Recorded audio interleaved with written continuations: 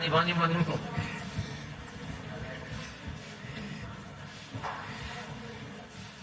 Bueno, pues hoy vamos a conmemorar los 25 años de el SAT, del Servicio de Administración Tributaria. Es la institución que procura que todos los ciudadanos contribuyan al desarrollo del país. Es la que se encarga de recaudar y de fortalecer la hacienda pública para que haya fondos suficientes y se pueda financiar el desarrollo del país. Quiero destacar 2 o 3 cosas.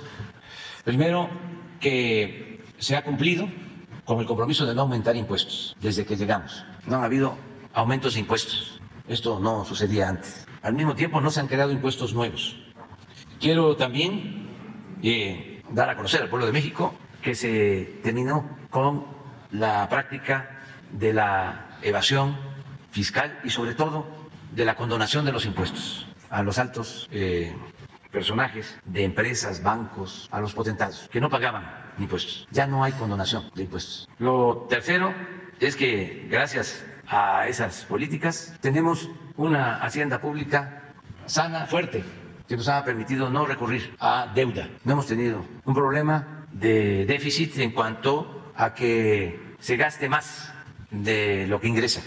Y esto tiene que ver mucho con el trabajo de servidores públicos ejemplares, como la directora del SAT, Raquel Buenrostro, que está aquí con nosotros y va a hacer una exposición, Antonio Martínez Danguino, que es el administrador general de grandes contribuyentes, Rosalinda López Hernández, administradora general de Auditoría Fiscal Federal, Guadalupe Araceli García Martínez, administradora general jurídica, Luisabel Romero López, administrador general de recaudación, Raúl Zambrano Rangel, administrador general de servicios al contribuyente, Carlos Gerardo Malanche Flores, administrador general de comunicación y tecnologías de la información, que nos acompañan aquí. Y este equipo ha sido clave, porque si no tenemos ingresos, ¿cómo financiamos el desarrollo? ¿Qué hacían antes?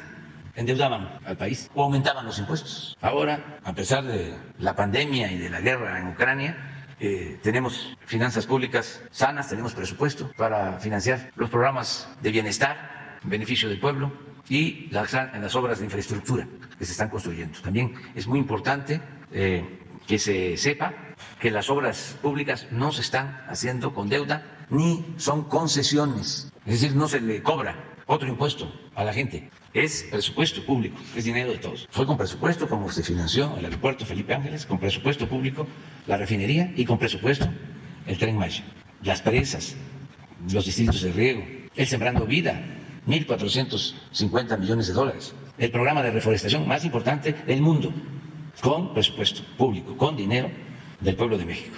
Esto por el trabajo tan eficaz que han hecho las servidoras y los servidores públicos, en este caso del SAT. Bueno, pues vamos a que nos informe primero Ricardo Sheffield de cómo van los precios y luego Raquel hace la presentación de lo del SAT y al final los videos, si les parece. Buenos días, señor presidente. Buenos días a todas y a todos ustedes. Quienes quieren el precio de los combustibles. Si hacemos un corte el 30 de junio, el precio internacional de la mezcla mexicana de petróleo, $104.79. Bajó un poco, pero continúa muy presionado el mercado internacional de los derivados del petróleo. El mismo petróleo, 21.98 por litro. El precio promedio la semana pasada para la gasolina regular, 23.92 para la premium y 23.30 para el diésel. 100% de incentivo esta semana a las gasolinas, a los combustibles, por parte del gobierno federal. Petro-7, Oxogas y Winstar son las 3 marcas más careras en el país esta semana que cerró y las 3 que han sido aliadas de los consumidores y que lo han sido ya varias semanas, Repsol, G500 y Orsan. Vamos a ver por tipo de combustible. En la gasolina regular, Chevron salió la más cara. Esta gasolinera en Santana, Sonora, tenía el precio de la gasolina a 23 pesos con 42 centavos por litro. Le estaban ganando Los Angelitos 2 pesos con 81 centavos, comparado con los 22 centavos de franquicia Pemex en Tampico, Tamaulipas, con un precio en consecuencia más bajo al público, 20 pesos con 29 99 centavos. Nos vamos a la gasolina regular. El precio más alto con el margen más alto es de Móvil en Monterrey, Nuevo León, 25 pesos con 99 centavos, 3 pesos 65 de margen, muy pasados de rosca. Pemex, la más barata, en la Premium, 22 pesos con 89 centavos, 39 centavos de margen. BP fue la más cara con el margen más alto para el diésel en el Carmen, Campeche, 24 pesos con 96 centavos precio al público, 3 pesos con 19 centavos de margen, mientras que Móvil fue la más económica en Altamira, Tamaulipas, 22 pesos con 35 centavos por litro, 18 centavos de margen. Y en verificación recibimos 399 quejas o denuncias a través de la app del litro por litro, 164 verificaciones o visitas que realizamos en esta semana que cerró. 3 gasolineras las encontramos que tenían problemas en la calibración de sus bombas. No había rastrillos, pero no estaban dando litros completos y fueron sancionados. Y si no tomamos en cuenta el margen, las más baratas para la gasolina regular a 19.59 en Servifácil, Coatzacoalcos, Veracruz, y 20 pesos con 29 centavos de franquicia Pemex en Tampico, Tamaulipas. Así tenemos un referente de cuál es el precio más bajo y un referente de los precios más altos. Está a 24.50 en San Fernando, Tamaulipas, y 23.99 de BP en Guadalajara, Jalisco. Así nos orientamos a dónde mover nuestra compra, porque ese poder del consumidor que nosotros tenemos como consumidoras y consumidores, si lo usamos, regulamos el mercado. Por eso es importante usar la app de litro por litro, donde la más barata aparece en Altamira, Tamaulipas, de franquicia Pemex, con un precio al público de 29.79 y 21.89 de Soriana en Tampico, Tamaulipas. Las más caras, 27.99 de Philips 66 en Chihuahua, y 26.79 de Shell en Naucalpan, Estado de México. La más barata para el diésel, 22 pesos con 19 centavos de BP en Coatzacoalcos, Veracruz, y 22.29 de Móvil en Altamira, Tamaulipas. Las más caras, 76 otra vez en Hermosillo, Sonora. Les gusta pasarse de rosca en esa gasolinera, 26.99 por litro, y franquicia Pemex 25.99 en el 14 San Luis Potosí. Seguimos también monitoreando el tema de los servicios sanitarios. ¿Quién es quién? En el gas LP, si convertimos a kilos y a pesos el precio internacional del gas del 29 de junio, sería de 27 pesos con 68 centavos, mientras que el promedio de las 145 regiones en nuestro país fue de 24 pesos con 49 centavos por kilo. Haciendo lo mismo en el caso de tanques estacionarios, 14 pesos 78 centavos el precio internacional, mientras que el precio promedio de las 145 regiones fue de 13 pesos con 21 centavos. Seguimos encontrando quién da por abajo del precio máximo establecido en cada región. Tenemos ejemplos en Oaxaca, en Hidalgo, en el Estado de México, en Coahuila, en Sonora, Michoacán, Sinaloa y Nuevo León. Un claro ejemplo, Flamazul en Concepción, Buenavista, Oaxaca, tiene el precio al público a 12 pesos con 40 centavos por litro, mientras que el precio máximo es de 13 pesos con 30 centavos, casi un peso de diferencia. Buenos aliados de los consumidores. Y tenemos lo mismo en el caso de cilindros de gas, Flamazul, también en este mismo municipio de Oaxaca, tiene un precio al público de 22 pesos con 96 centavos, cuando el precio máximo de la región es de 24 pesos con 63 centavos, más de 2 pesos por kilo en beneficio de los consumidores. Buenos aliados de los consumidores. 735 visitas o verificaciones, 7, pocas afortunadamente, resultaron con infracciones, aunque encontramos en esta ocasión muchos cilindros en mal estado, un 10.9% de cilindros que fueron retirados del mercado en estas verificaciones, y una estación de carburación que no se dejó verificar y que no exhibía los precios al público seguro, tampoco estaba dando litros y kilos completos. Esto es en el barrio de Jicaltepec, en San Pablo Autopan, en Toluca, que ya la estaremos visitando en nueva cuenta, pero acompañados de ASEA y acompañados de la CRE y obviamente de la Guardia Nacional de Productos de Primera Necesidad. Vamos a ver el comportamiento en esta semana que cerró. El Índice Nacional de Precios al Consumidor en Bebidas y Alimentos ha tomado una situación de estabilidad después de venir incrementándose semana con semana. Ojalá así continúe, porque la presión internacional sigue muy alta en todos los alimentos, lamentablemente, esta situación que vive el mundo. Y vemos los precios altos a la baja en este paquete de 24 productos que consumen más las familias mexicanas, y el precio bajo también muy estable. Vamos a ver los precios por regiones. En esta semana que cerró, Superama en Lindavista, en la Gustavo Madero, aquí en la Ciudad de México, 1,151 pesos con 90 centavos fue el precio más alto que encontramos para este paquete, mientras que el más económico fue la central de abastos de Iztapalapa, que estuvimos visitando la semana pasada. Un saludo a todos los comerciantes de la central. 1,007 pesos con 92 centavos. Ellos bajaron 3 pesos, más o menos 3 pesos en relación a la semana pasada, que también ahí la tenemos reportada. Buenos aliados de los consumidores en la central de abastos de Iztapalapa. Y vamos a la región centro-norte, donde H-E-B en San Luis Potosí fueron los más pasados de rosca, con el precio de 1,182 pesos con 5 centavos por estos mismos 24 productos. Y la central de abastos de Durango, vean la gran diferencia, casi 200 pesos de diferencia, 999 pesos el más económico. Y vamos ahora a ver en la zona norte, donde Mini Super, Superete 40 en Juárez, Chihuahua, fue la opción más cara a 1,160 pesos con 62 centavos, mientras que Merco Abenberry en Monterrey, Nuevo León, la opción más económica, le ganó a la central de abastos de Monterrey Monterrey a 976 pesos con 15 centavos, el precio más bajo en todo el país. Muy buenos aliados de los consumidores. Y vamos por último en la zona sur-sureste, donde Walmart Express fue la opción más cara, esto en Mérida, Yucatán, a 1,162 pesos con 60 centavos, y los mismos 24 productos en Bodega Aurrerá de Veracruz, los encontramos a 1,017 pesos con 30 centavos. Si le buscamos, vamos a encontrar en donde vivimos opciones económicas, distribuidores, comercializadores que son aliados de los consumidores. Y comentarles que hemos estado en comunicación todas las agencias gubernamentales de defensa del consumidor de habla hispana en el mundo, y en todo el planeta se está presentando el mismo problema. Como hay esta presión inflacionaria, crece también la tentación de muchos comerciantes, de muchos distribuidores, pues de moverle a la báscula, de moverle al calibrador de flujos, al medidor de flujos. Y entonces, si sube el precio, para no subir el precio, le doy su rasuradita al kilo, le doy su rasuradita al litro. Y estamos en todos los países de habla hispana realizando una intensa campaña, porque en todos se calibra igual que en México 2 veces al año, y en este mes de julio iniciamos la segunda calibración del año, y ahora queremos hacerlo de manera tal que todas y todos ustedes como consumidoras, como consumidores, nos ayuden a verificar que estén cumpliendo con la calibración. Estamos sacando un nuevo holograma dentro de una campaña que se llama El Sello Amarillo, cuida tu bolsillo, y ayúdanos a cuidar a esos comerciantes para que con ello cuidemos tu bolsillo ante esta situación internacional de presión inflacionaria. El nuevo holograma que se empieza a distribuir en este mes de julio es este holograma redondo en lugar de cuadrado, en donde ya no cambiaremos los colores, sino solamente la estacionalidad del año y el semestre que se está calibrando, y usaremos el color amarillo. Pero adicional a este pequeño sello, estamos haciendo unas calcomanías más grandes donde dice que el sello amarillo cuida tu bolsillo, y este instrumento de medición ya ha sido verificado. Lo estaremos colocando en las bombas y en los negocios que ya tienen sus básculas calibradas, aparte del sello amarillo que cuida tu bolsillo en cada una de las bombas y en cada una de las básculas. Estos son los sellos con todas las medidas de seguridad que garantizan que da kilos completos y litros completos. Muchas gracias, y recuerden, el sello amarillo cuida su bolsillo. Con permiso, presidente. Buenos días a todos. Como se mencionó hace ratito, el mes de julio son los 25 años del SAT. Y durante estos 25 años la institución ha venido evolucionando, y nuestro objetivo con esta cuarta transformación ha sido tener una institución con vocación humana y conciencia social. La siguiente, por favor. Nosotros consideramos que la misión de nuestra institución es crear un vínculo entre las contribuciones del pueblo de México y las acciones de gobierno que llevan al bienestar social de todas las mexicanas y los mexicanos. Desde el inicio de esta trayectoria definimos como objetivos principales aumentar la recaudación, bajar la evasión y la ilusión fiscal y combatir la corrupción. Y eso es lo que nos ha guiado durante estos años. Es importante destacar qué nos hace diferente a nosotros este SAT de otras administraciones. Quisimos señalar puntualmente en qué consideramos que somos diferentes. Bueno, esta institución parte que la principal virtud de un servidor público debe ser la honestidad, y en eso nos hemos orientado para fortalecer con esa mística a todos los recursos humanos del SAT. Hemos centrado mucho en erradicar los privilegios del pasado y establecer piso parejo para todos los contribuyentes. Para ello hemos hecho análisis técnicos muy estrictos y una aplicación de la ley, sin discriminación, y que todo el mundo participe en ello.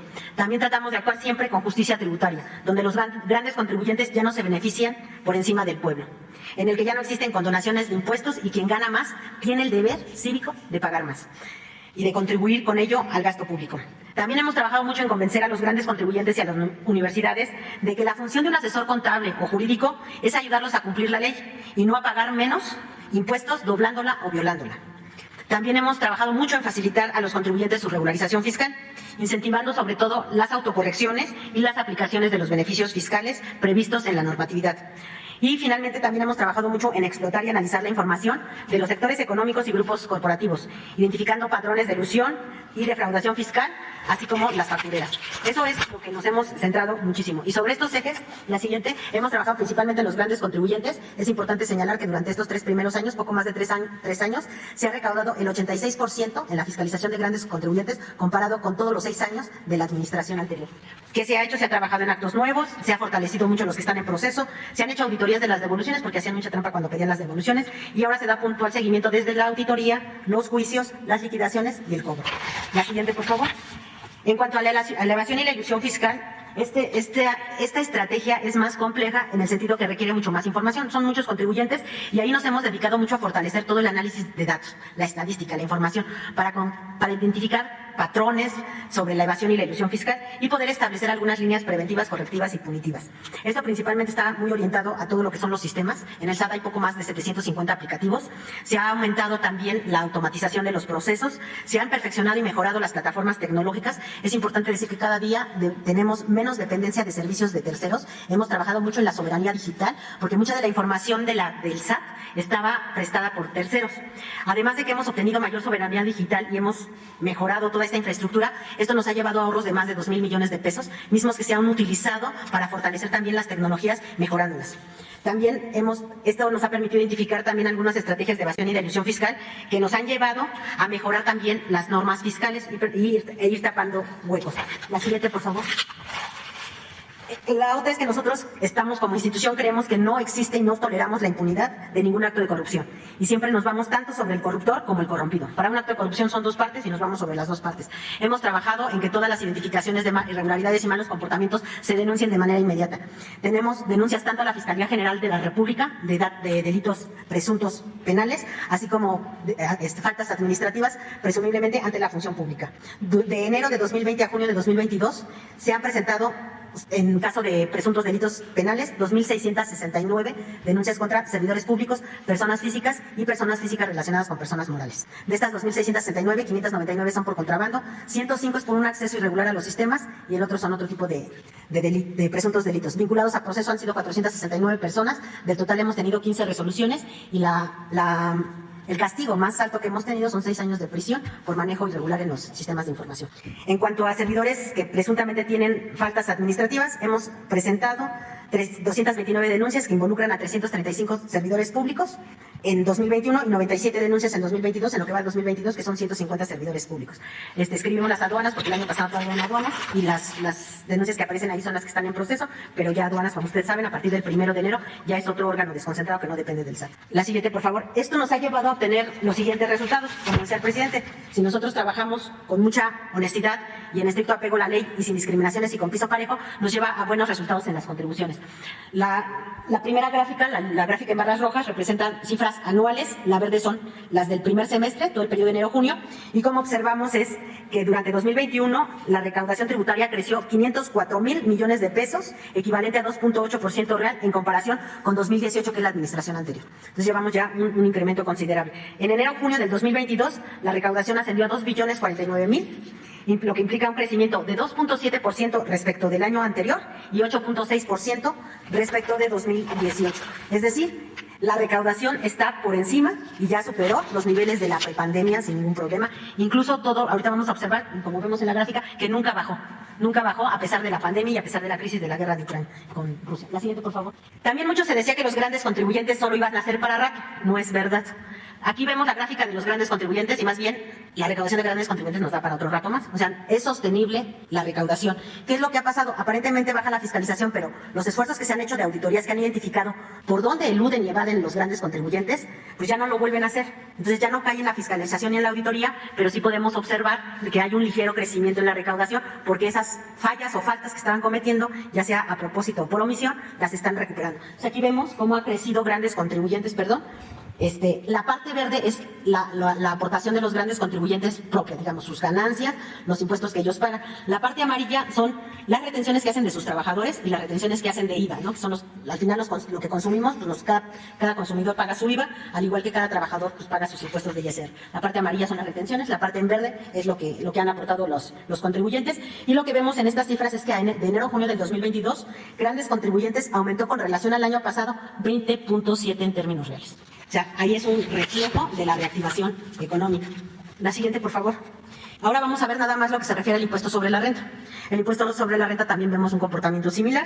En el comparativo del primer trimestre, que es la parte del cuadro verde de aquí abajo, observamos que tan solo las ganancias, el impuesto sobre la renta sobre ganancias es 30.8% y de las personas morales es 32.1%. O sea, sí ha habido utilidades en las personas morales, tanto que la recaudación de ISR creció 32.1% en términos reales. La siguiente, por favor. En cuanto al IVA, también observamos que el IVA, le voy a decir, el IVA bruto ha crecido. El IVA es lo que se paga por cada bien o mercancía que nosotros estamos cobrando, pero de acuerdo al Código Fiscal se pueden hacer acreditaciones, ¿no? Por ejemplo, si alguien es un importador, pues descuenta algunos impuestos de IVA, etcétera, ¿no? Entonces tenemos que el impuesto total de lo que nos paga por IVA se puede ver disminuido principalmente por devoluciones o también por compensaciones o regularizaciones de ejercicios anteriores. Aunque el IVA bruto va creciendo, la parte roja, que es el IVA neto, aparentemente es más pequeño en términos reales. Nominalmente ha estado creciendo. Sin embargo, en términos reales, nos ha dado, si ustedes han observado las gráficas, unos ligeros, algunos meses, algunas ligeras caídas. Pero esto se debe a que ha incrementado muchísimo la parte de comercio exterior, las exportaciones. Todas las exportaciones a tasa cero tienen devoluciones de IVA. Entonces, entre mayor sean el número de exportaciones, mayor son las devoluciones. Y lo que se ha incrementado mucho las devoluciones es principalmente en la industria facturera y de la industria facturera a la industria automotriz. La siguiente, por favor. Bueno, la mayor actividad económica, esto genera pues, mayor número de devoluciones. Y si ustedes observan, en el 2018, aquí está en el 2018, se ve como sumida la gráfica. No tiene la misma tendencia de todo lo demás. Eso se debe a que en el cierre de la administración anterior, para contrarrestar el déficit con que iban a cerrar las finanzas públicas, lo que hicieron fue parar las devoluciones. Pararon las devoluciones y entonces eso generó un incremento artificial de los ingresos y la verdad nosotros hemos tenido que estar amortizando ese déficit. Nosotros estimamos que fueron alrededor de 80-90 mil millones de pesos los que se patearon y fueron los que no se devolvieron en ese año y que nosotros hemos tratado de ir devolviendo con mayor celeridad a pesar de la pandemia y a pesar de toda la crisis. Y aún así, que las devoluciones están creciendo, los impuestos netos están también creciendo. La siguiente, por favor. Esto es al primer semestre se ve un gran incremento y esto, sobre todo la parte gris, es el apoyo que se ha estado dando para estímulo a los combustibles como mecanismo de ajuste de precios para abatir la inflación. Eso es lo que ha crecido la parte de las devoluciones. La siguiente, por favor. Además, también se ha trabajado y se ha esforzado en generar un régimen más simplificado para la gente. Queremos dar facilidades, sobre todo a la gente que no tiene todos los recursos para tener capacidades técnicas y administrativas de contar con contadores o despachos, que sea más sencillo el pago de impuestos. Entonces, desde el año pasado se hizo el régimen simplificado, donde se consideran a los contribuyentes con menos de 3.5, están varios intervalos. El primero es hasta los 300,000 pesos al año, el último está a los 3.5, y donde se les disminuyó la tasa de impuestos sobre la renta, donde la tasa de la renta, en lugar de andar en el 20 y tantos %, pasa al 1% y máximo 2.5%. Es importante decir que adicionalmente aquí el sector primario tiene algunos beneficios donde no paga impuestos sobre la renta. Y en el caso de las personas morales, lo que se hizo fue aumentar la deducción de las inversiones también para motivar la reactivación. Se les dieron mayores tasas anuales y se hizo mayores deducciones para que pudieran pagar menos impuestos. La siguiente, por favor. Aquí tenemos algunos ejemplos. Por ejemplo, si una persona moral invertía en mobiliario y equipo de oficina, podría nada más deducir el 10% durante 10 años. Y a la propuesta nueva, lo que como quedó la modificación de leyes, ahora puede disminuir el 25% en 4 años. Entonces deduce más rápido, esto le da liquidez y también puede reactivarse y mejorar su negocio. Y hay varios ejemplos, son muchísimos. La siguiente, por favor.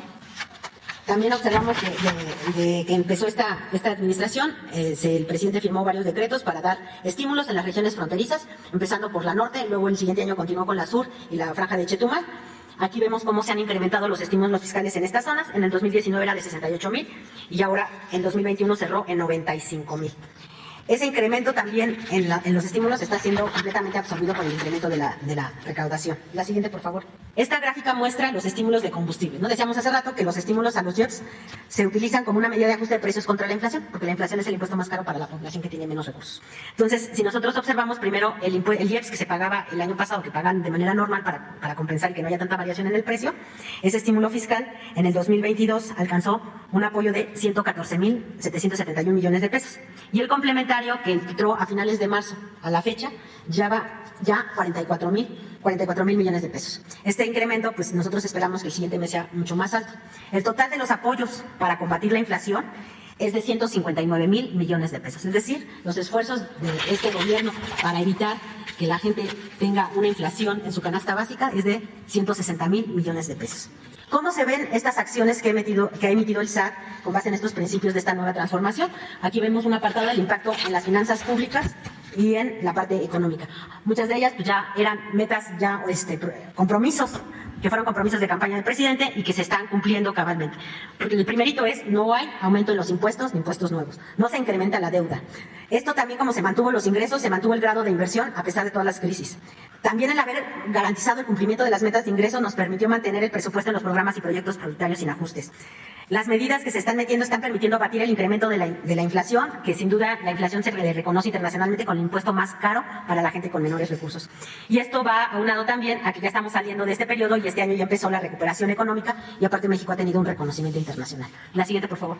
Aquí observamos algunas gráficas que también el presidente ha mostrado en diferentes ocasiones, que es cómo se comporta el consumo. La gráfica de arriba son las tiendas departamentales y las tiendas de abajo son las de autoservicio, porque son indicativas y un buen indicador estas gráficas, porque cuando hubo la crisis sanitaria y bajó toda la actividad económica, el gobierno mantuvo todos sus programas prioritarios.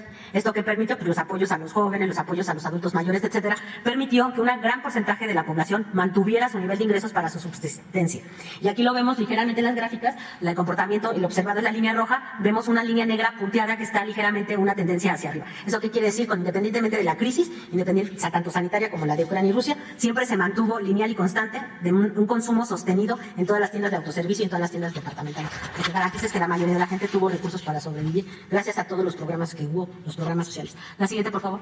Aquí vemos un corte a mayo de cómo es el impacto económico al apoyar con estímulos a los combustibles para combatir la inflación.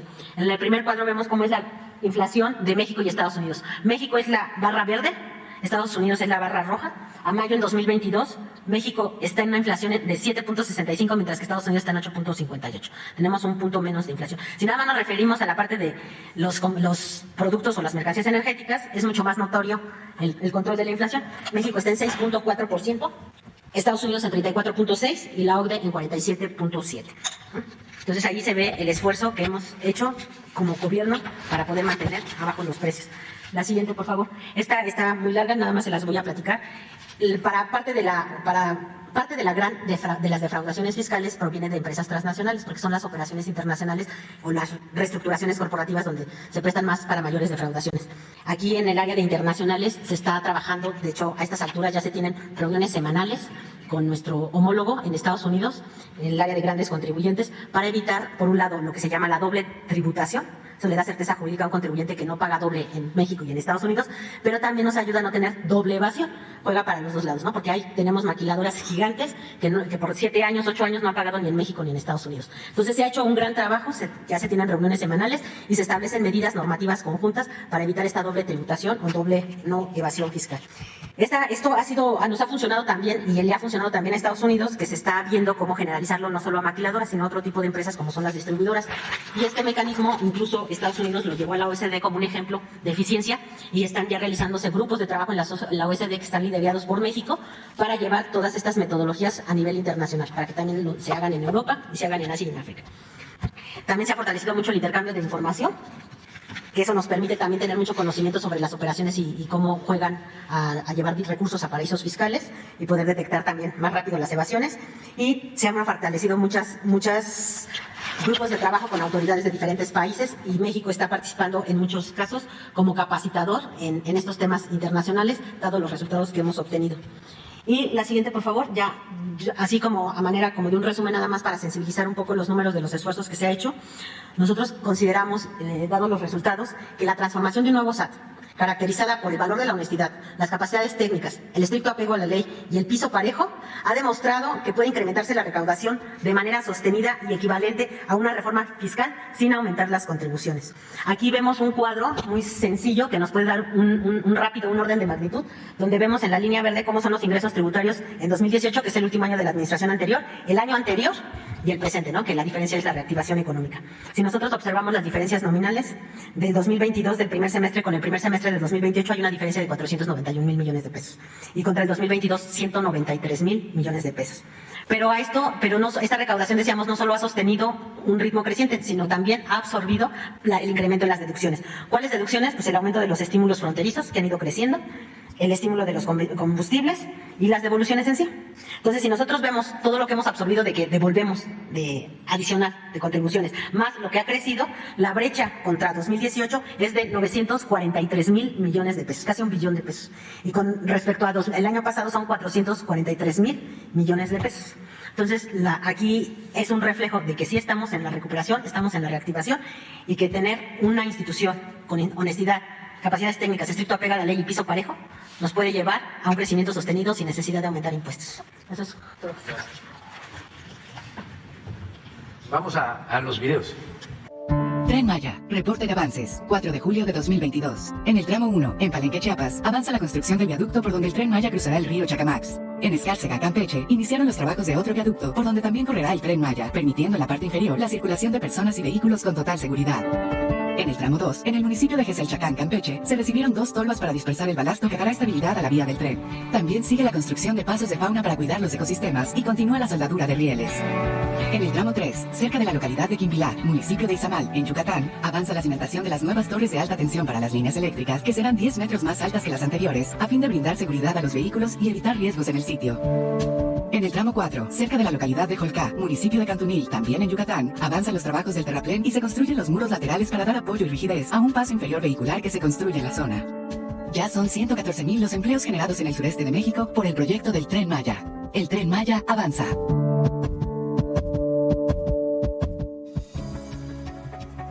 La Comisión Nacional del Agua informa los avances en la construcción del Parque Ecológico Lago de Texcoco. En el vivero se realiza el mantenimiento de vegetación halófila para la cobertura de suelos salinos. Se ha realizado la propagación de 500.000 plantas mensualmente. En coordinación con la Secretaría de Educación Pública y la Secretaría de Medio Ambiente, por medio de la CONAM, se realizan visitas escolares a las instalaciones del pabellón demostrativo con el fin de difundir el valor biocultural del Lago de Texcoco. En áreas del Jardín Central se realizan trabajos para el retiro de vegetación invasora. Asimismo, en la zona oeste del parque se continúa con el trazo y deshierve para el desplante de plataformas que permitirán la construcción de las barreras cortafuego y brechas rompeviento. Iniciaron los trabajos para la rehabilitación de 537 piezas de registros, que serán reusadas para las áreas de laberintos. Se desarrollan trabajos de topografía y trazo de senderos, ciclovías y plataformas para el desplante del equipamiento deportivo. Iniciaron los trabajos de excavación de cepas para el tendido de tuberías y construcción de registros para las redes principales de instalación del parque. Asimismo, se han excavado 12.600 metros cúbicos para el desplante de cimentaciones. Continúan los trabajos de colados de losas para campos deportivos y otras áreas de equipamiento. Se lleva a cabo el tendido de tubería para instalaciones hidráulicas, sanitarias y eléctricas en el interior de las plataformas. Para el desplante de pavimentos de plazoletas y senderos, se realizan trabajos de afine y compactación de materiales. Permanentemente se lleva a cabo el monitoreo, rescate y banqueo de la vegetación nativa, así como el seguimiento y conservación de la avifauna dentro del polígono del parque. A la fecha, se han generado más de 3.600 empleos en la construcción del parque. Con estas acciones, se continúa con la recuperación ambiental de la región, en beneficio de los habitantes del Valle de México. Muy bien, vamos. 3 y 4, 7, vamos a la primera fila. Y ahora vamos, muy bien. Gracias, presidente. Buenos días, Dalila Escobar, de Proceso. Preguntarle en primer lugar, estos temas que tienen que ver con la cuestión de los religiosos, la cuestión de seguridad. Usted hace unos días hablaba de no cambiar la estrategia. También en el informe decía que había todavía cosas por hacer. A nivel nacional, pues ha habido varios llamados de religiosos de diferentes estados, desde la cúpula, pero también desde quienes están en territorio misioneros. Lo llaman en primer lugar a un diálogo nacional. Afirman que es necesario, es momento de escuchar y que, alguno de los religiosos de hecho mencionaba la frase de que a nadie hace débil escuchar a los demás. Algunos mencionan que, pues es importante escuchar a familias de personas desaparecidas, a personas que viven de cerca este tipo de violencia. Preguntarle en primer lugar si usted considera que sí es necesario que se haga un diálogo y en todo caso si usted considera que se ha roto ese diálogo con al menos el ámbito religioso. Bueno, yo siento que se tiene que seguir escuchando a todos. El diálogo es permanente con todo el pueblo de México. No creo que en los últimos tiempos haya habido un gobierno que dialogue tanto con la gente, que esté cotidianamente recogiendo los sentimientos del pueblo. Solo que recuerde el general Cárdenas y puede ser que otro presidente o gobierno, pero nosotros constantemente estamos en comunicación y dialogando.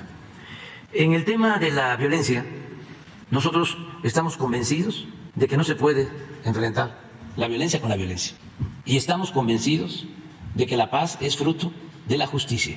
Y estamos convencidos que no se puede enfrentar el mal con el mal. Y estamos convencidos que fue un error grave, un crimen, el haber declarado la guerra a la delincuencia al inicio del gobierno de Calderón.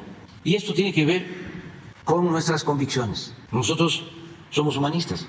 Nosotros sostenemos que el ser humano no es malo por naturaleza, sino son las circunstancias las que llevan a algunos a tomar el camino de las conductas antisociales. Que lo que tenemos que hacer es atender las causas de la violencia, que no se empobrezca el pueblo, que no se abandonen a los jóvenes, que no haya una sociedad desigual, donde una minoría lo tiene todo y la inmensa mayoría carece hasta de lo más indispensable, que no haya, en pocas palabras, pecado social. Y esto tiene que ver con la filosofía, con la doctrina de todas las religiones y también del pensamiento filosófico laico. Se puede probar científicamente. Entonces, los adversarios nuestros, como no han podido imponerse, ahora están queriendo que nosotros entremos a una polémica con las iglesias. No, hablando de lo mismo, amor y paz. Justo dos. Nos identificamos muy bien con el Papa Francisco y también tenemos muy buenas relaciones con pastores, con ministros de otras iglesias. Pero ya estoy viendo la mano negra, ¿no?, de los conservadores que quieren ahora echarnos encima a las iglesias. No, que nadie se confunda. Si me piden que yo exprese cuál es mi dirigente social más admirado, al que respeto más por su entrega en favor de los desposeídos, es Jesús Cristo, que, de acuerdo a mi interpretación teológica, encabezó un movimiento en favor de los pobres. Y por eso los poderosos de su época lo seguían, lo espiaban, lo llamaban alborotador, agitador del pueblo, y lo crucificaron. Y también por eso me identifico mucho con el Papa Francisco. Les voy a poner algo que me acaba de decir el Papa Francisco, porque todo esto pasa como de noche, ¿no? A ver si me consigues un fragmento de una entrevista que le hicieron en Argentina, ¿sí?, o un periodista argentino. Una periodista. Es un párrafo donde habla de los problemas de América Latina.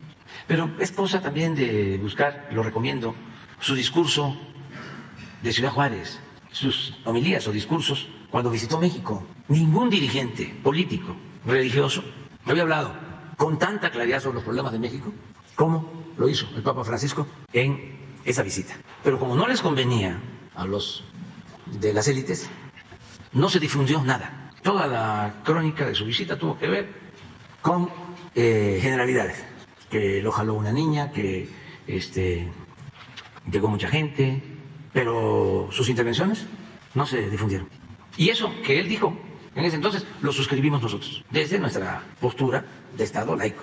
Entonces no podemos nosotros confrontarnos con ninguna iglesia, y que los del PAN y del PRI y de otros partidos, y Claudia X González, y los que están molestos porque tenían el negocio del aeropuerto y no se les hizo, los que ahora tienen que pagar impuestos y antes no pagaban, los que se sienten ofendidos porque actúan como fifís, que no lo son también, porque para ser fifí, como dicen en Veracruz, le zumba. O sea, tiene que tener pues avión propio, yate, vivir en las lomas, en Santa Fe, pero en la Toscana, en el Pedregal. Nada de que si vives en la del Valle ya eres fifí, no.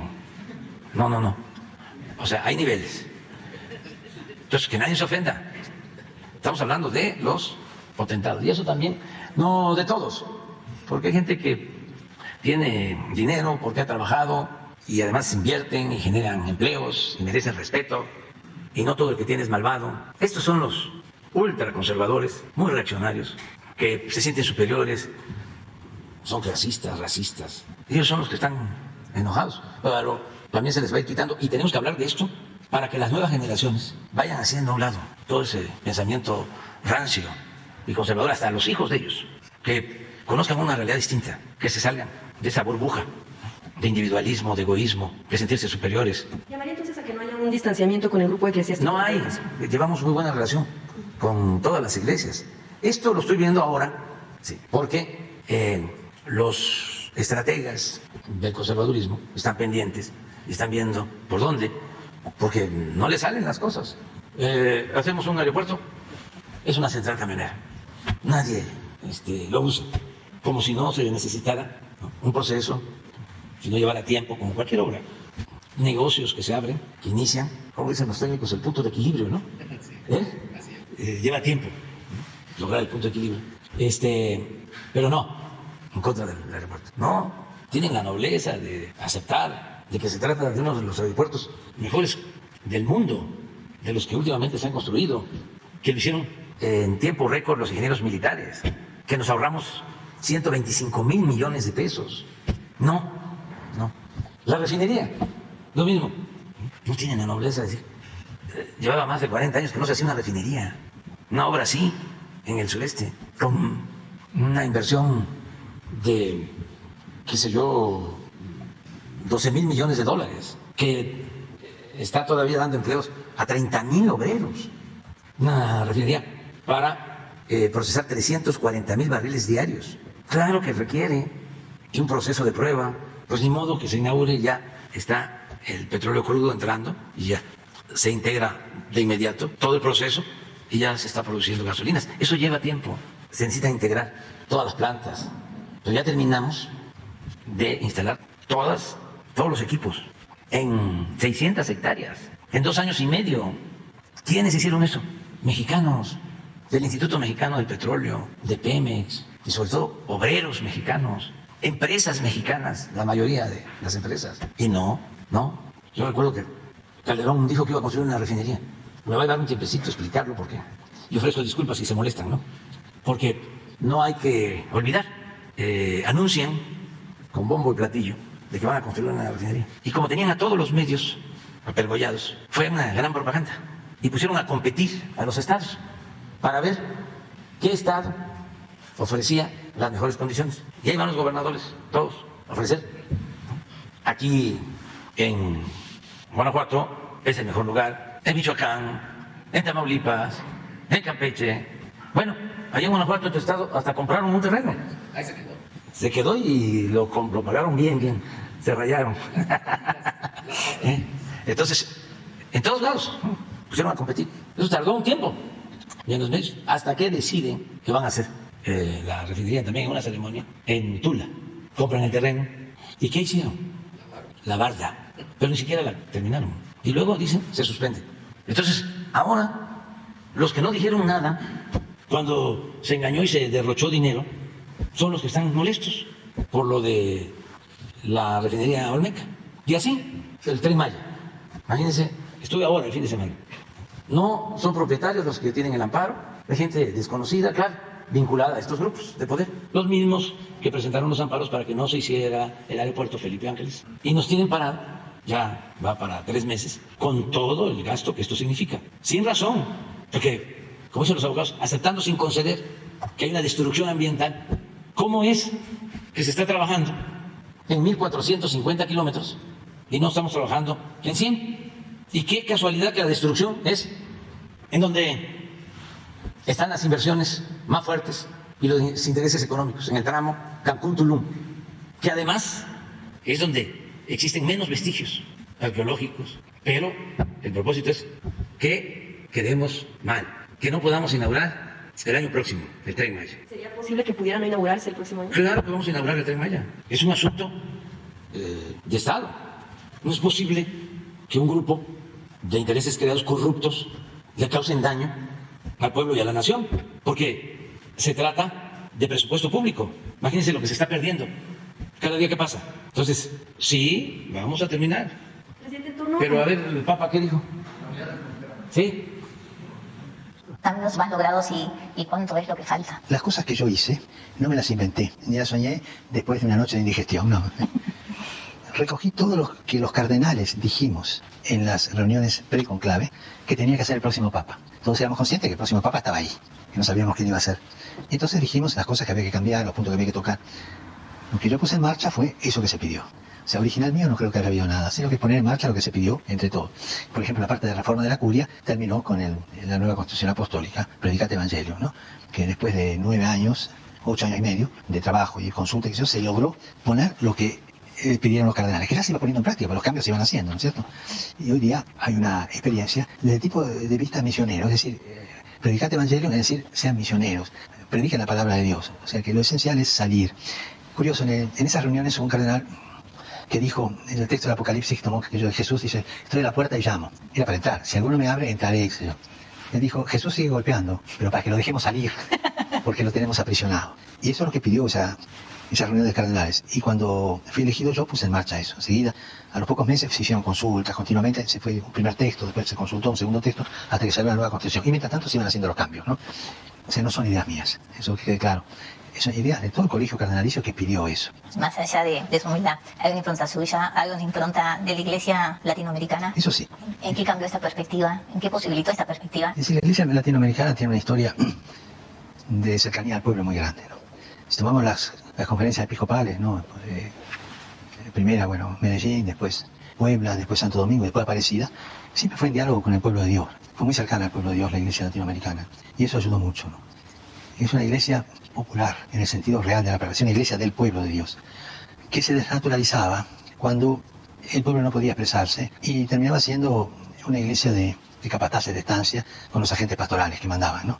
Cuando el pueblo se fue expresando cada vez más en lo religioso, terminó siendo protagonista de su historia. Y eso en la iglesia latinoamericana se dio bastante. Hay un filósofo argentino, Rudolf Kusch, que es el que mejor captó lo que es un pueblo. Y tiene sus libros sobre la filosofía de un pueblo. Y esto creo que es lo que vivió en parte la iglesia latinoamericana, aunque tuvo conatos de ideologización, ¿no? Por ejemplo, el instrumento de análisis marxista de la realidad para la teología de la liberación fue una instrumentalización ideológica a este camino de liberación, digamos así, de la iglesia popular en el sentido del pueblo latinoamericano, ¿no? Pero una cosa son los pueblos y otras cosas son los populismos. Acá en Europa continuamente lo tengo que expresar. Acá tiene una experiencia de populismo muy triste, ¿no? Hay un libro que salió ahora, Síndrome 1933, que muestra cómo se fue gestando el populismo de Hitler, ¿no? Entonces, a mí me gusta decir, no confundamos populismo con popularismo. Popularismo es cuando el pueblo lleva adelante sus cosas y en diálogo y es soberano, ¿no es cierto? La soberanía del pueblo. El populismo es una ideología que se mete a reagrupar el pueblo en una dirección, ¿no? Y acá cuando le hablas de fascismo, de nazismo, entiende lo que es un populismo en ese aspecto, ¿no? La iglesia latinoamericana tuvo, evidentemente, y tiene aspectos de sujeción ideológica en algunos casos. Los ha habido y los seguirá habiendo porque esa es una limitación humana. Pero es una iglesia que pudo expresar y puede expresar cada vez mejor su piedad popular, por ejemplo, ¿no? Su religiosidad popular, su misma organización popular, ¿no? Cuando vos encontrás que a las patronales del Milagro de Salta te bajan los misas chicos desde 3.000 metros y todo para que vengan acá, hay ahí una entidad religiosa que no es superstición, porque se sienten identificados con eso. La iglesia latinoamericana ha crecido mucho en esto. Y también es una iglesia que supo cultivar las periferias, ¿no? Porque la verdadera realidad se ve desde la periferia, ¿no? Me llamó la atención una conferencia que escuché de una filósofa, murió ya, Amelia Podetti. La frase era esta: Europa vio el universo cuando Magallanes llegó al sur. O sea, desde la periferia más grande se entendió a sí misma. O sea, la periferia nos hace entender el centro, ¿no? Podrán estar de acuerdo o no, pero si vos querés saber lo que siente un pueblo, anda a las periferias. Las periferias existenciales, no solo las sociales, las existenciales. O sea, anda a los viejos jubilados, son periferias, anda a los chicos, que de alguna manera te reflejan, anda a los barrios, anda a las fábricas, anda donde se juega el día a día, ¿no? Y ahí se muestra un pueblo, anda a la universidad, pero ¿dónde están los pueblos, ¿no? Las periferias, ¿no? A los lugares donde el pueblo se puede expresar con mayor libertad. Y para mí esto es clave. Una política desde el pueblo, que no es populismo, es respetar los valores del pueblo, respetar el ritmo del pueblo, respetar la riqueza de un pueblo, ¿no? Y ahí es donde usted ve, desde la periferia, la fuerza transformadora. Tal cual, ¿no? Y estaba pensando cuando usted hablaba de la iglesia latinoamericana, y Latinoamérica a partir de los últimos años empieza a mostrar también una salida distinta, digamos, una salida no neoliberal, sino justamente la construcción de un proyecto de sociedad mucho más inclusivo, ¿no? ¿Cómo ve a Latinoamérica como región? Latinoamérica todavía está en ese camino lento de lucha del sueño de San Martín y Bolívar, ¿no? Que es el sueño de la unidad latinoamericana, con los valores latinoamericanos. Y por supuesto, siempre fue víctima y será víctima hasta que no se termine de liberar de imperialismos explotadores, ¿no? Eso todos los países lo tienen, ¿no? No quiero... Más preguntar en el tema de lo que tiene que ver con la seguridad. En la parte de los religiosos hay dos planteamientos. Por un lado, por ejemplo, en el caso de Jalisco se habla, y ellos han declarado una paz fría, es decir, que saben que se operan, que saben que pues incluso hay cobros de piso por hacer algunas actividades. En el caso de y que bueno, muchas veces no lo denuncian por temor a que pues obviamente están ahí en el pueblo y los pueden hostigar. En el caso de Zacatecas, por ejemplo, algunos religiosos plantean que sí se puede dar una especie, bueno, se lo plantean, de amnistía a cambio de que pongan las armas. Preguntarle el tema de la estrategia, más allá de la frase abrazos, no balazos, ¿cómo se define la estrategia? Si es en todo caso, porque algunos la ven permisiva, se permite que los delincuentes puedan actuar con tal de que no haya masacres a cambio. Es una idea que se tiene equivocada. Nosotros lo que estamos atendiendo son las causas de la violencia. No se hacía así. Era el predominio de las medidas coercitivas, del uso de la fuerza. Eso era lo que se ponía por delante. Y eso, regresando al Papa, es antirreligioso. Todo lo que tiene que ver con la violencia, y en especial es anticristiano, teológicamente hablando. No puede, con todo respeto, los hijos, un sacerdote, un obispo, un pastor, decir que se debe responder la violencia con la violencia. Es la ley del talión, es el ojo por ojo, el diente por diente. No, esto no significa que haya tolerancia Todos los días detenemos a delincuentes y cuando no hay opciones, se dan enfrentamientos. Ayer en Sonora detienen a 3 delincuentes famosos, un grupo de soldados, y los tienen sometidos, retenidos, y llegan 10 camionetas, 15, en número 60 contra 10. El encargado del operativo, con mucho aplomo, pide apoyo porque le estaban ofreciendo que si soltaban al jefe de la banda no les iba a pasar nada a ellos. Le estaba ofreciendo al grupo de militares 10 millones de pesos y llegaron los refuerzos y si hubo un enfrentamiento, perdió la vida un oficial del ejército, pero se detuvo a lo siguiente. Es muy fácil, como dice la canción de Silvio, ¿no? No estar en ese sitio y desde aquí o desde el púlpito o desde la academia estar diciendo lo que supuestamente debe aplicarse o llevarse a cabo. Pero con este ejemplo de Caborca, de Sonora, te voy a pedir que hoy lo informen, pues lo que quiero dejar de manifiesto es que no significa tolerancia o que no se esté actuando. Claro que estamos actuando y hay resultados mejores que antes, para que quede así claro, que se oiga bien, que se oiga lejos. Desde que estamos en el gobierno hay una reducción del 30% de delitos del Fuero Federal, 30% de delitos del Fuero Federal, hasta en homicidios, que es fuero común, tenemos una reducción del 5%, lo más difícil que encontramos. Pero también la politiquería está queriendo hacer campaña en contra con estos temas. Entonces, es importante que se sepa, afortunadamente tenemos posibilidad de la réplica aquí y de informar. Y la gente está muy consciente de lo que está sucediendo. Pero sí hay toda una campaña de desprestigio, inmoral, difamatoria, y son casi todos los medios de comunicación, con honrosas excepciones. Ayer estaba yo viendo, no me acordaba, pero a pesar del COVID todavía, no olvido cosas. Hace como 2 años fui a Campeche y salió Alarraqui a decir de que se casaba mi hijo, Andrés, en una hacienda, estas antiguas remodeladas, haciendas coloniales, famosa, y pues no se ha casado. Y entonces, pero lo que me llamó la atención, ¿se acuerdan lo que últimamente decía? De que lo que importa es decir mentiras, ¿no? Hay que mentir, hay que mentir, hay que mentir, hay que mentir. Por eso lo de Goebbels, puede ser que no sea hitleriano, pero sí alumno de Goebbels. Y Goebbels, ya lo dije, pues fue durante muchos años el ministro de la propaganda de Hitler.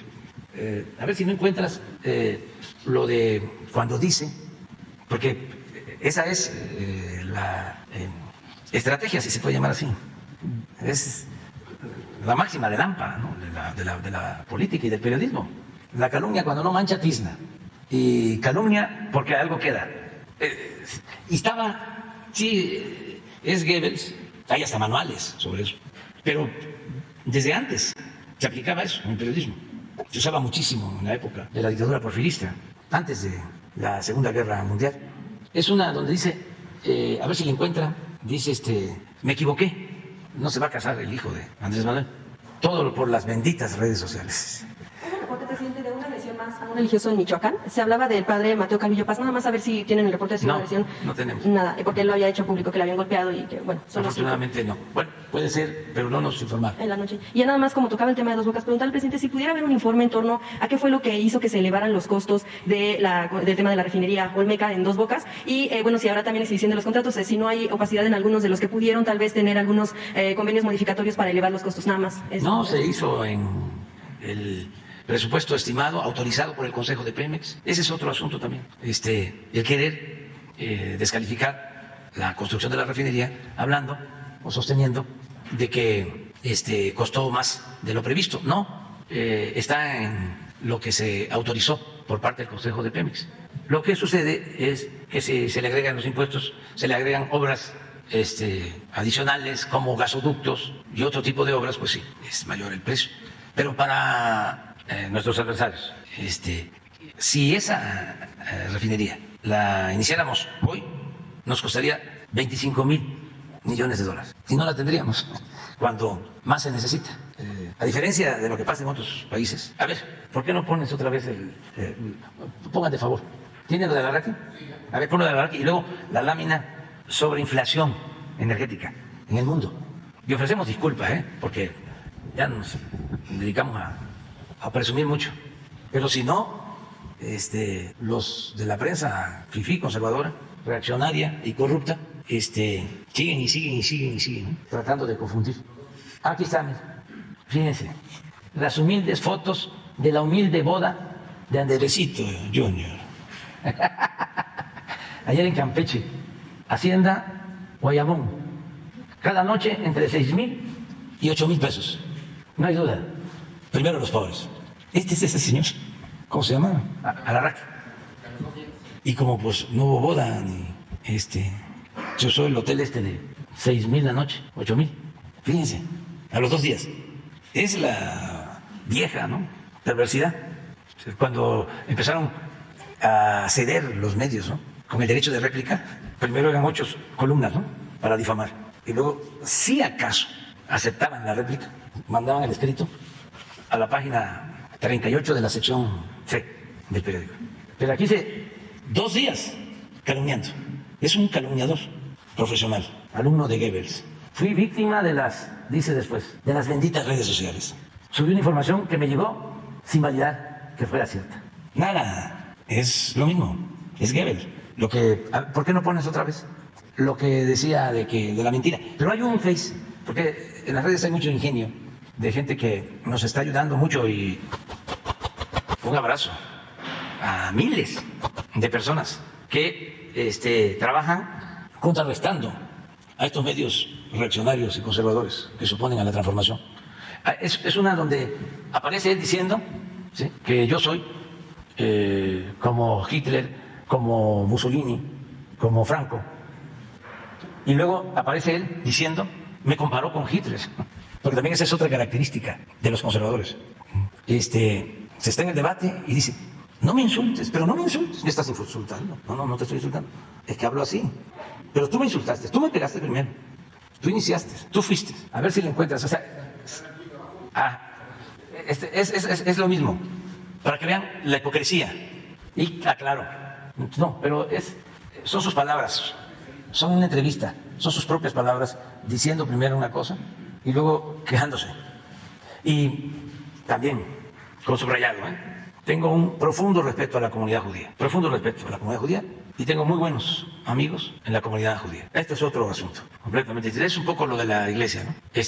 Yo fui atacado por la iglesia, o para decirlo con precisión, por algunos jerarcas de la iglesia en el 2006, ¿no?, que hicieron campaña en contra. Un cardenal, que está ahora jubilado, fue a decir a Roma, al embajador de Estados Unidos en Roma, de que yo era un peligro para México y que tenía el gobierno de Estados Unidos que intervenir para frenar nuestro movimiento. ¿Dónde está esa información? En los cables de Wikileaks. Ahí están. Por eso defiendo a Sánchez, entre otras cosas, porque ahí se hicieron denuncias sobre violación de derechos humanos, sobre intervencionismo, sobre represión. Y ahora resulta que el periodista más valiente, profesional, con más arrojo, está en la cárcel y la gran prensa guarda silencio. ¿Dónde está la libertad de expresión? ¿Dónde está la defensa a la libertad de expresión? A ver. Sí, pero son dos. Bueno, sí, pero esto es lo que dice él. Y luego dice que yo lo estoy comparando con Hitler. Si tienes el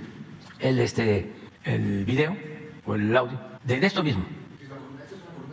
Sí, pero hay una entrevista que le hacen y él repite eso. Y hay un mensaje que pega las dos cosas de los simpatizantes de redes sociales que nos ayudan hacia ese trabajo. Esa es la entrevista, esto es lo que él dice.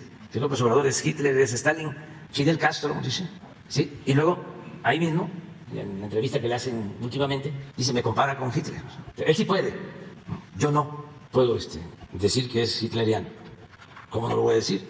Si tengo las pruebas. Él mismo se define diciendo que hay que decir mentiras y que tiene una expresión también muy buena, sobre todo para los que estudian comunicación. Dice, lo importante es la propaganda. Los intelectuales de derecha siempre cuestionan lo de la propaganda, siempre. Se habla de que en la comunicación lo que se tiene que dar es información, no orientar, no concientizar, no hacer propaganda. Y él está diciendo, esto es propaganda. ¿Sí se lo encontraron? Es que está interesante porque eso es más claro que todo. O sea, el doble discurso, la doble moral, la hipocresía. Y hay que darle el crédito a ver si es este. Así, ese es agosto de 2020. ¿Sí?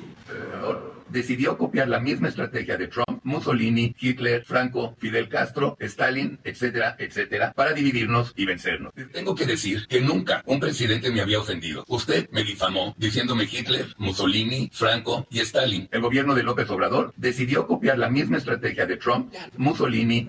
Síguele. Es que uno es en el 20 y este es en el 22. El gobierno de López Obrador decidió copiar la misma estrategia de Trump, Mussolini, Hitler, Franco, Fidel Castro, Stalin, etcétera, etcétera, para dividirnos y vencernos. Tengo que decir que nunca un presidente me había ofendido. Usted me difamó diciéndome Hitler, Mussolini, Franco y Stalin. El gobierno de López Obrador. Vamos adelante. Buenos días, señor presidente. Mi nombre es Miguel Oscar Pérez. Vengo del periódico La Última Palabra de Juárez y Cadereyta Jiménez en el estado de Nuevo León. Señor presidente, como usted lo sabe, estamos viviendo en el estado una grave crisis por la falta de agua. Tenemos 4 presas, de las cuales 2 ya están en agonía y la mayor de ellas ya está en un 40%. Aunado a este problema, es muy triste ver que la población se está peleando por una cubeta de agua. Están siguiendo las pipas. Hay colonias que han tenido un mes sin agua en las tuberías y hay muchos políticos que han aprovechado esto para hacerse publicidad y llevar pipas con sus imágenes ahí para dar a entender y hacer lo que usted decía ahorita, la propaganda. Señor presidente, pero hay un problema grave también. El gobierno del estado empezó a explotar los mantos acuíferos, los mantos freáticos, pero empiezan a repartir agua en pipas sacadas de sus pozos y conectan aparte por medio de bombeo el agua de estos pozos a la tubería y empieza a fluir el agua, mas sin embargo, este tipo de práctica no lleva ningún control sanitario, señor presidente. No hay un análisis previo de la calidad de esta agua y antes de venir aquí estuve yo con un experto en el tema y me comentó que hay un problema ahí que pudiera detonar en un grave problema paralelo de salud a la falta del agua potable. Señor presidente, me dijo que hay metales, que pudiera haber metales pesados, que pudiera haber ¿me permite sentarme para continuar? Sí. Que hay metales pesados que pudieran dañar la salud, hay bacterias que pudieran también detonar en enfermedades gastrointestinales, como cólera también, hepatitis, y ya hay estos brotes en el estado de Nuevo León. Y hay muchos brotes de enfermedades infecciosas por medio en el sistema de gastroenteritis. Vemos que los productos que consumimos, como las Coca-Colas, como tantos productos que consumimos y trae los sellos y nos advierte, esto no pasa en Nuevo León. Las pipas del agua no se sabe de dónde vienen y no se sabe la calidad de los pozos que están siendo explotados para llevar a la población. He visto que gente lleva garrafones de agua potable, los lleva lo está llenando el agua de la pipa para consumo. Como le digo, ahí hay un detonante que pudiera ser de enfermedades, incluso no solamente gastrointestinales, sino de piel, incluso me han dicho que hasta de la vista, por hacer uso de esta agua, que no hay ningún control. Nadie analiza el agua, solamente la saca y la reparte, y es un problema muy, muy riesgoso, muy peligroso para la salud de los nuevoleoneses. Y como usted sabe, la salud es una de las cuestiones primordiales para el ser humano y una de las prioridades para cualquier gobierno, incluyendo encima de muchas, así como de la economía y todo. Sin salud no hay nada de esto, no sucede nada. Señor presidente, la pregunta es, ¿puede su gobierno federal intervenir, sugerir, apoyar para que esto no suceda, para que se analicen las aguas y ver que realmente sean potables o para uso doméstico? Nadie le dice a la población si puede ser consumida, nadie se lo está diciendo y porque nadie la está analizando. Yo quisiera saber si su gobierno, por medio del sector salud, pudiera hacer algo, pudiera intervenir, ya que parece ser que al gobierno del estado ni le importa ni está prestando atención a este tema tan delicado. Muchas gracias, señor presidente. Nosotros estamos dando seguimiento y apoyando en el caso de la falta de agua en Nuevo León. Voy a pedir hoy un informe, porque la vez pasada que se dio a conocer la manera en que se estaba ayudando y se estaba trabajando en coordinación con el gobierno del Estado, se expuso también el consumo de agua de las empresas, creo que 62, 63 empresas, que tienen un consumo como de 500 litros por segundo, que podrían ayudar para la escasez. Tengo la información que después de eso ya estaban ayudando, pero después de que se informó sobre este asunto aquí, otros se sumaron a entregar agua. Y no tengo información reciente. Voy hoy a hablar con el director de Conagua, con Germán Martínez, para que nos informe. Y si te parece, de acuerdo a tu propuesta, mañana nosotros damos información al pueblo de Nuevo León sobre la situación de la escasez de agua, y nos da tiempo el día de hoy también para comunicarnos con el gobierno del Estado y tener información para seguir actuando y, si es necesario, tomar otras medidas más drásticas, porque no queremos imponer nada, tiene que ser todo por la razón, nada por la fuerza. Y sí están ayudando a los empresarios, pero también no es suficiente con el agua que ellos tienen asignada. También eso es importante que se sepa, que es muchísimo más lo que se requiere para consumo doméstico. Sí puede ayudar mucho, y quiero ver si ya se está implementando, el que el agua de la zona de riego, de la zona de los cítricos, se está ya destinando para el uso doméstico, porque esa sí es una cantidad, es un volumen considerable. Entonces, mañana, si te parece,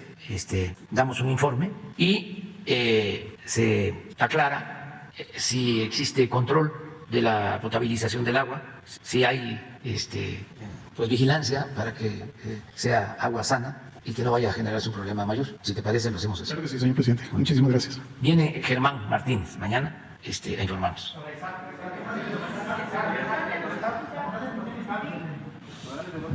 Buenos días, presidente. Pedro Villacán, Periódico Universal. Presidente, hoy publicamos una entrevista con Tatiana Cloutier, la titular de Economía, que señala que las quejas en materia laboral por parte del gobierno de Estados Unidos que ha interpuesto contra México distorsionan el alcance del libre comercio de ambos países en el Tratado de Libre Comercio. ¿Cuál es su opinión acerca de esto? ¿Esto ha afectado el tratado entre los tres países de Norteamérica? No hay problema. Vamos muy bien. ¿Se tocará ese tema en la próxima reunión que se tenga con Joe Biden? Sí, pero más que nada la reunión tiene carácter bilateral. Vamos a tratar asuntos de México y de Estados Unidos, desde luego tomando en cuenta a Canadá y a toda América. Pero es una reunión bilateral. Tenemos una cumbre para tratar los asuntos del acuerdo comercial, del tratado, en noviembre en México. Viene el primer ministro Trudeau y viene el presidente Biden en noviembre. Pero eso es para el tratado. La reunión del día 12, los encuentros, porque van a ser 2 o 3, tienen que ver con asuntos de integración, de mayor integración económica con respecto a las soberanías, el tema migratorio, la inversión para el desarrollo, las visas de trabajo y otros asuntos. Presidente, nada más para tener este punto, ¿su agenda solamente va a estar el día 12 o se va a extender un día más? ¿Ya se tienen más pormenores sobre esto? Bueno, salimos el lunes, consideramos que nos alcanza el martes y nos regresamos por la tarde del miércoles. Presidente, como segunda pregunta, hace una semana fue asesinado un compañero periodista en Tamaulipas. El viernes pasado también una compañera que asiste a las conferencias, Ana Mendoza, en Jalisco, sufrió un ataque. En ese sentido, en una entrevista, Fernando de Yarza, presidente de la Asociación Mundial de Periódicos y Editores de Noticias, calificó como inadmisible el número de periodistas asesinados en México. ¿Cuál sería su opinión sobre este tema, sobre esta declaración? Pues es más de lo mismo. Es la campaña de desprestigio en contra del gobierno de México. Estas asociaciones que hay de todo tipo, que aparecen cuando no les gusta un gobierno o no les conviene un gobierno, o protegen a medios de información de México que están también molestos porque ya no reciben subvenciones o el dinero de publicidad que se les daba. Pero esto es así, no es para rasgarse las vestiduras. Hace unos días di a conocer un encarte del New York Times hablando del super policía Genaro García Luna. Dice el New York Times, y el Financial Times hace lo mismo, y el Wall Street Journal, y todos. O sea, estamos hablando esto de Assange, que no vale la pena que se ocupe el New York Times del asunto, o el Washington Post, o el Financial Times, o el País, y convocar a un encuentro de la prensa más importante del mundo para exhortar, para pedir, para llamar a que se le otorgue un indulto a Assange. Si no lo hacen, van a quedar manchados. Y hay que empezar con la campaña de que si lo llevan a Estados Unidos y lo condenan a pena máxima y a morir en prisión, hay que empezar la campaña de que se desmonte la Estatua de la Libertad que entregaron los franceses y que está en Nueva York, porque ya no es símbolo de libertad. Sí, lo voy a tratar con él. Lo traté con el presidente Trump, le mandé un escrito, pero no puede haber silencio. Nosotros nos consta, los cables que dio a conocer hablan de el fraude del 2006, de cómo fueron distintos personajes a la Embajada de Estados Unidos en México a confesarse. Eso que les estoy planteando del cardenal, ahí viene. Y no solo es México, es todo el mundo. Pero además, cuando se dio a conocer esta información, participaron varios medios, se pusieron de acuerdo en el mundo para dar a conocer toda la información, porque consideraron que era un aporte a la defensa de los derechos humanos, a la libertad de expresión, para no continuar con el doble discurso, con las mentiras, con el estar declarando una cosa y estar haciendo otra. Entonces ahora lo dejan solo. Ya es muy tarde, ¿eh? Ya lunes hablamos bastante.